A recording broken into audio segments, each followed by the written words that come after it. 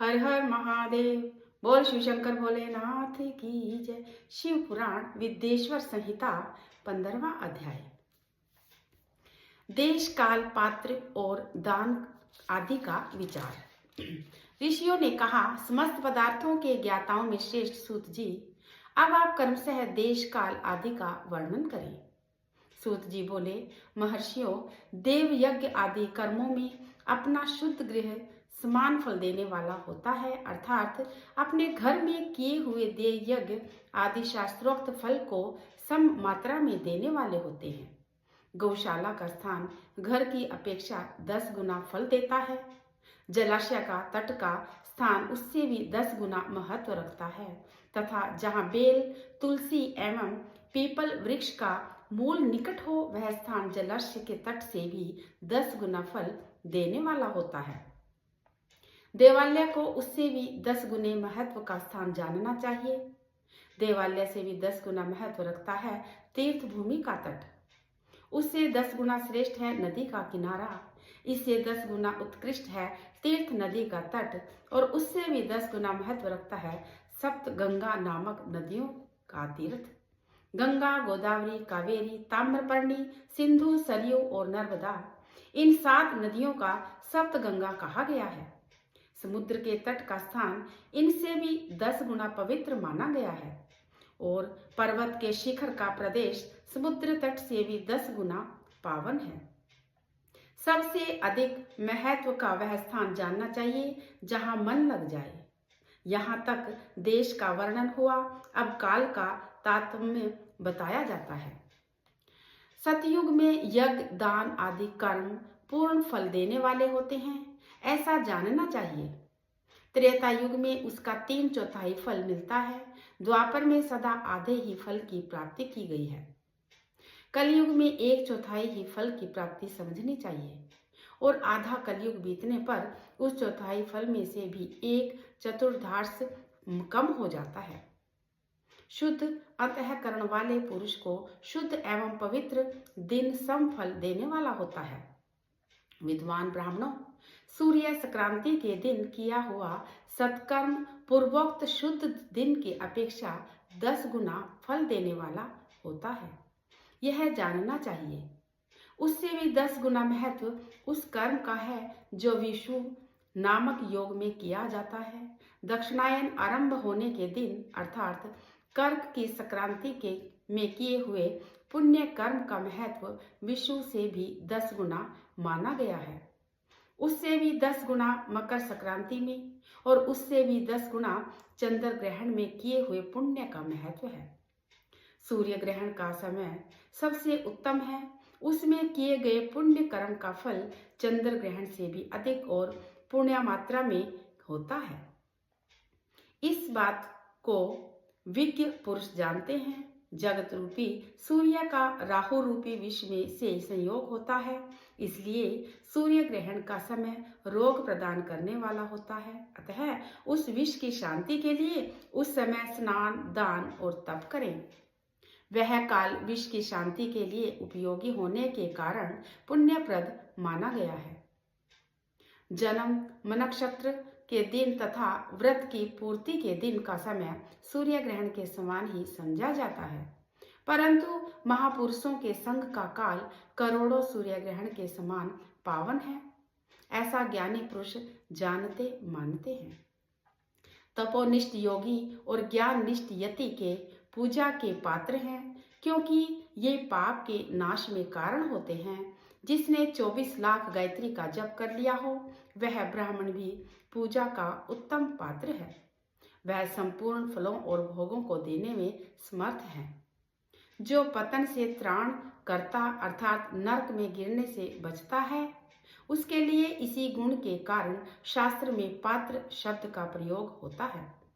वह दाता का पातक से त्राण करने के कारण पात्र कहलाता है। गायत्री अपने गायक का पतन से त्राण करती है, इसलिए वह गायत्री कहलाती है।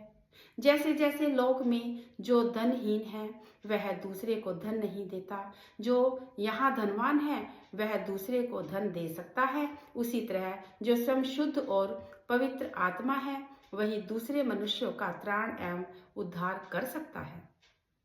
जो गायत्री का जप करके शुद्ध हो गया है वही शुद्ध ब्राह्मण कहलाता है। इसलिए दान, जप, होम, पूजा सभी कर्मों के लिए वही शुद्ध पात्र है। ऐसा ब्राह्मण ही दान तथा रक्षा करने की पात्रता रखता है। स्त्री हो या पुरुष, जो भी भूखा हो वही अन्नदान का पात्र है। जिसको जिस वस्तु का इच्छा हो वह उसे बिना मांगे ही दे दे जाए तो दाता को उसे उस दान का पूरा पूरा फल प्राप्त होता है। ऐसी महर्षियों की मान्यता है। जो सवाल या याचना करने के बाद दिया गया हो वह दान आधा ही फल देने वाला बताया गया है। अपने सेवक को दिया हुआ दान 1/4 फल देने वाला होता है। विप्रवरो, जो जाति मात्र से ब्राह्मण है और दीनता पूर्ण वृत्ति से जीवन बिताता है, उसे दिया हुआ धन का दान दाता को इस भूतल पर 10 वर्षों तक भोग प्रदान करने वाला होता है। वही दान यदि वेदवेता ब्राह्मण को दिया जाए तो वह स्वर्ग लोक में देवताओं के वर्ष से 10 वर्षों तक दिव्य भोग देने वाला होता है। शील और उच्च वृत्ति से लाया हुआ तथा गुरु दक्षिणा में प्राप्त हुआ अन्न धन शुद्ध द्रव्य कहलाता है। उसका दान दाता को पूर्ण फल देने वाला बताया गया है। क्षत्रियों का शौर्य से कमाया हुआ, वैश्यों का व्यापार से आया हुआ, शूद्रों का सेवावृत्ति से प्राप्त किया हुआ धन भी उत्तम द्रव्य कहलाता है। धर्म की इच्छा रखने वाली स्त्रियों को जो धन पिता एवं पति से मिला हुआ हो उसके लिए वह उत्तम द्रव्य है। गौ आदि 12 वस्तुओं का चैत्र आदि 12 महीनों में कर्मशः दान करना चाहिए। गौ, भूमि, तिल, सुवर्ण, घी, वस्त्र, धान्य, गुड़, चांदी, नमक, कोहड़ा, कन्या, ये भी 12 वस्तुएं हैं। इसमें गोदान से कायिक, वाचिक तथा मानसिक पापों का निवारण तथा कायिक आदि पुण्य कर्मों की पुष्टि होती है। ब्राह्मणों, भूमि का दान इहलोक और परलोक में प्रतिष्ठा की प्राप्ति कराने वाला होता है। तिल का दान बलवर्धक एवं मृत्यु का निवारण होता है। स्वर्ण का दान जठराग्नि को बढ़ाने वाला तथा वीर्यदायक है। घी का दान पुष्टिकारक होता है। वस्त्र का दान आयु की वृद्धि करने वाला होता है, ऐसा जानना चाहिए। धान्य तथा दान अन्य धन की समृद्धि में कारण होता है। गुड़ का दान मधुर भोजन की प्राप्ति कराने वाला होता है। चांदी के दान से वीर्य की वृद्धि होती है। लवण का दान षठरस भोजन की प्राप्ति कराता है। सब प्रकार का दान सारी समृद्धि की सिद्धि के लिए होता है। विज्ञ पुरुष कुष्मांड के दान को पुष्टिदायक मानते हैं। कन्यादान आजीवन भोग देने वाला कहा गया है। ब्राह्मणों, वह लोक और परलोक में भी संपूर्ण भोगों की प्राप्ति कराने वाला होता है। विद्वान पुरुष की चाहिए कि जिन वस्तुओं से श्रवण आदि इंद्रियों की तृप्ति होती है उनका सदा दान करे। स्तोत्र आदि 10 इंद्रियों के जो शब्द आदि 10 विषय हैं उनका दान किया जाए तो वे भोगों की प्राप्ति कराते हैं तथा दिशा आदि इंद्रिय देवताओं को संतुष्ट करते हैं। वे वेद और शास्त्रों को गुरु मुख से ग्रहण करके गुरु के उपदेश से तथा स्वयं की बोध कराने वाले होते हैं। इसी को उच्च कोटि का आस्तिकता कहा जाता है। भाई बंधु अथवा राजा के भय से जो आस्तिकता बुद्धि तथा श्रद्धा होती है वह कनिष्ठ श्रेणी की आस्तिकता होती है। जो सर्वदा दरिद्र है, इसलिए जिसके पास सभी वस्तुओं का अभाव है वह प्राणी अथवा शरीर द्वारा यचन करे। मंत्र, योचन, स्तोत्र तथा जप आदि का वाणी द्वारा किया गया यजन समझना चाहिए तथा तीर्थ यात्रा और व्रत आदि को विद्वान पुरुष शारीरिक यजन मानते हैं।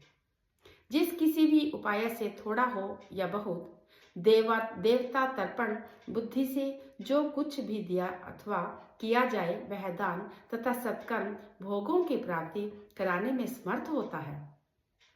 तपस्या और दान ये दोनों कर्म मनुष्य को सदा करने चाहिए तथा ऐसे गृह का दान करना चाहिए जो अपने चमक दमक या सफाई सुख सुविधा से सुशोभित हो। बुद्धिमान पुरुष देवताओं की तृप्ति के लिए जो कुछ देते हैं वह अतिशय मात्रा में सब प्रकार के भोग प्रदान करने वाला होता है। उस दान से विद्वान पुरुष इहलोक और परलोक में उत्तम जन्म और सदा सुलभ यज्ञ दान आदि कर्म करके मनुष्य मोक्ष होने वाला भोग पाता है। ईश्वर अर्पण बुद्धि से फल का वह भागी होता है।